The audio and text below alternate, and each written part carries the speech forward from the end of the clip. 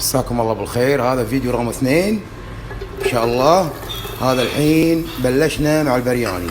حطيت البصل قاع الجدر، والحين حطيت الدياي فوق البصل. طبعا انا صالخ الجلد مثل ما قلت لكم.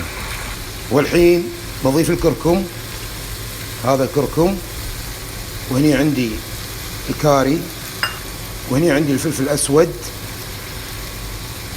وهني عندي الدارسين اللي هو القرفة، وهني عندي الابزار المشكل، وهني عندي الكمون، وهني عندي الكزبرة،